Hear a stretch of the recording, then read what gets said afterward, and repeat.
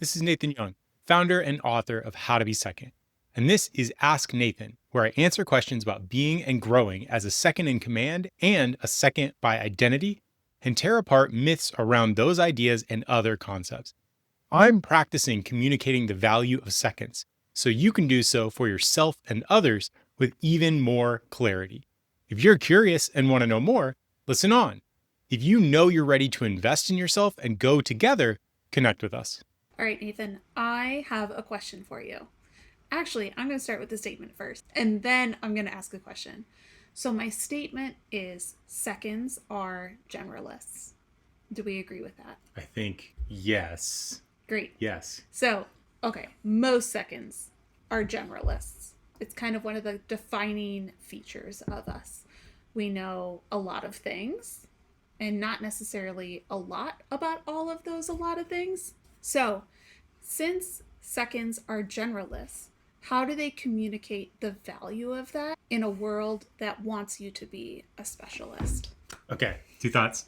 The first one is I have an answer. Here is the phrase that I have been practicing for the last several months and it is working. So the phrase is I am an expert generalist with a few developed specialties. And then I can speak to my areas of like, oh, I happen to be incredibly good in finance. The other thing that I've been really aware of, you must get a conversation. So like the thing about being a generalist is you have too many things too wide. Can't understand. And I want to go deeper into that point in a second. But people can't understand like the width of or the breadth of all of the things. And also they can't understand how good we are at a lot of those things. So both of them are hard to grasp. What you have the ability to do, if you can get a conversation, is when they start asking you a question, is to be able to apply a wide variety of your stories, your lived experience to whatever that person is talking about. So you're like, oh, well, systems are useful everywhere. So yes, I built a system for this one type of thing, or I built a system for this other type of thing, but that means you can build systems. So you can build systems anywhere. You have to get into a conversation so that they can say whatever their very specific whatever thing is that they understand. And then you can attach that thing to like 6 different things you have lived experience with across a variety of industries. And then the other person across the table starts being like, oh, you're like an expert. And it is funny how fast the script flips from you're a generalist, so you're not as good at this, to you're an expert generalist, you're better than most people at this. So there's a phrase, I am an expert generalist, so fully own the being a generalist part. I'm an expert generalist with a few developed specialties. I want to dig into this a little more, especially about the people can understand part. But before I do that, like I've had the talking stick for a long time. Well, that is the whole point of this. Right. Two things popped up for me while you were talking. One is highlighting an area that you're a little stronger in is the way to open the door to a better conversation. And then also, I can't imagine this going well if you're not a good listener, because then you are not able to accurately relay anything that's relatable Yes. to what the other person is asking for. And so if you are a bad listener in these conversations, like that's when you guys just completely miss each other. I have had so many. It hurts even to think about how many times I've tried to set the ground rules of our conversation. We're just grabbing coffee. Hey, it would be great to meet you. Like, let me hear about your story, whatever, right?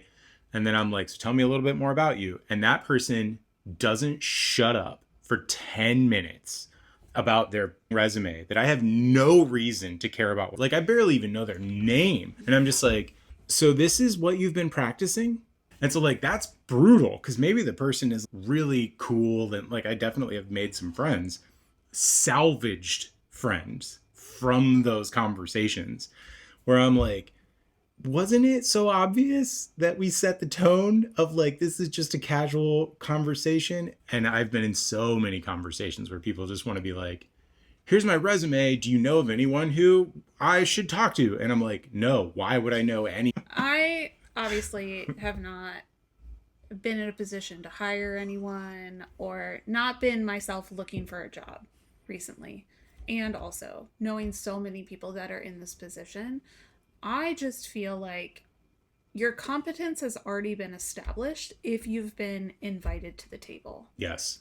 And so reiterating what's already on that resume is not why you've been asked to show up. Nope. Like, we've already vetted you to this point, or we've already established that it's assumed. I either already know your resume, so you're already qualified, that's why you're at the table, or I don't know you from Adam, in which case, why are you reading me your resume, right? Like, it's never a good idea. Yeah, that's tough. I think it's just so instilled in us that that is what is most important. Like, what I write on this sheet of paper about the things I've accomplished or the jobs I have done should take precedent over, all the other stuff that we're talking about. Totally. And I just think the tables are turning, at least in the circles that we are aware of. I'm sure there's some places where that still is it. I don't think so. I think we should talk. Where's an HR professional? Yeah, let's get an HR professional, but also like I've had hundreds of these conversations over the last couple of years, and the answer is definitively no. This is gone. That's a bad idea everywhere. I wonder how my dad would respond to this question. I mean, oh man. His entire career was in HR. He just retired. I feel like he and I have bounced back and forth the humor of this type of behavior. And he also is like, this shit does not. Well, I mean, like, it's not that it doesn't matter. But like I said, when you get invited to the table, that's not the conversation that's being open up. I guess I don't mean it doesn't matter, but I mean the description that I just gave of how a person navigates that conversation never works. Like, it's never the right way to go about it. Even with a high level, heavily regulated HR like manager, overseer. What's interesting too is at the end of the day, that actually should help seconds, because typically a seconds journey or path or whatever it's like a constellation. Rarely is it just one way going up. Totally. Right? And so as seconds, that what they're asking us to do is show up at this table and not have a perfect resume speech. If we can embrace what you're talking about, which is like finding your value and being an expert generalist and understanding how to have that conversation, I mean, we should just be rock stars. 1,000% yes. Let me go back to the very first thing I sort of put a pin in, which is the phrase, they don't understand that. So part of the reason I push so heavily now, myself and anyone else that I talk to about this idea of like, you must get a conversation, is because I was just having a conversation with someone where we were discussing whether they would be a good matchmaking candidate as a first in command. And we were talking about what types of seconds they might be a good fit for, or what types of seconds might be a good fit for them, and what expertise, specifically the expertise. And they were like, well, I definitely want someone who is very familiar with the industry. And they were like, specifically, their goal was to grow 2x over the next like 2 years. And I said, that's very reasonable. And they were like, so I definitely want someone who's very familiar with the industry. And I said, interesting. So would you rather have someone who's really familiar with the industry, or someone who has never been in your industry whatsoever, but has grown a company 2x between 1 or 3 times? And they said, the second one. And I said, oh, okay. So you were just making shit up that you thought would get you to the result that you actually want. But if you know someone who has actually gotten the result, all you're trying to do is de-risk the conversation. And they were like, oh yeah, 1,000%. I just thought that person would have an easier time getting it. But if you can find me someone who's already done it in any industry, then like, that's better. And I was like, right. So you don't know how to ask for what you want. So like, as seconds, when we're entering this conversation, part of the reason we must get a conversation is because we feel like we need to show up and have the answer to their question. Wrong.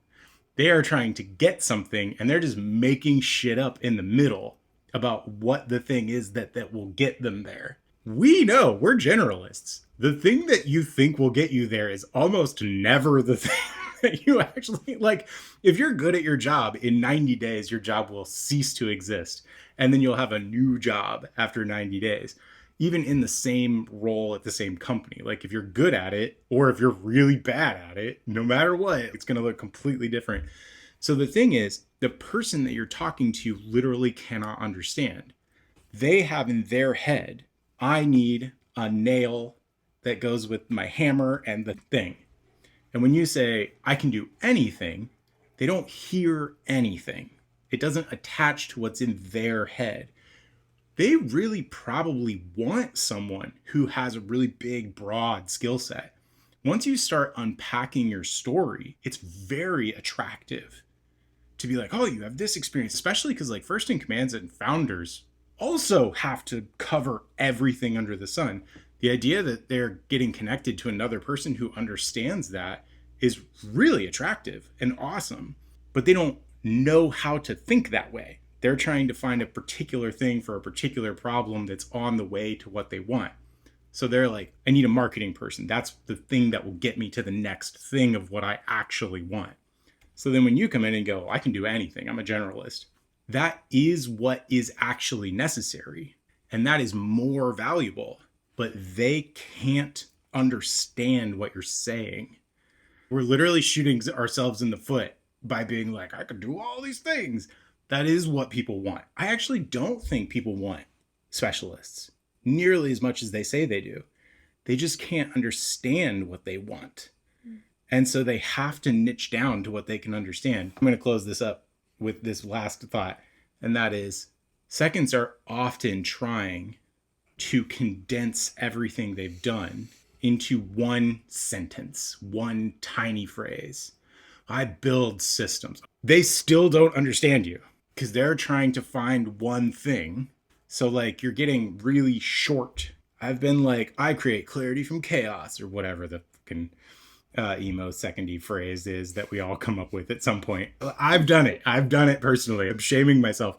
That idea of like, no, you have not actually made something simple and understandable. It is a little bit complex. You've made something simplistic or short. You've taken what is good and healthy and big, your skill set, your generalist skill set, and you've tried to condense it down into this little itty bitty, and that actually cheapens it. So then they can't understand what you're saying again, but worse. Because now you only have the one throwaway line, and they're like, well, what does that mean? And then you go crazy because you're like, I've spent dozens of hours trying to condense this insanely complex thing down to one simple sentence so that somebody can understand. And then they're like, so what does that mean? And then you're like, no, it was supposed to do all of the work in this way. And I'm like, just find your one phrase so that you can shut up and get to the conversation where you can tell stories. Like that is what you have to do, and it's working, and that's what I'm doing. So sorry everyone who just in the last 3 weeks is listening to this and your phrase, I bring clarity from chaos, is now getting crossed out in your little notebook. All right, we're going to end that right there. Hey, it's Nathan again. If you made it to the end, that's awesome. If you have a question, shoot it over to contact@howtobesecond.com. If you're glad this work exists and want it to continue existing, you can support How to Be Second at howtobesecond.com/support. Thanks again. I'm looking forward to your next question.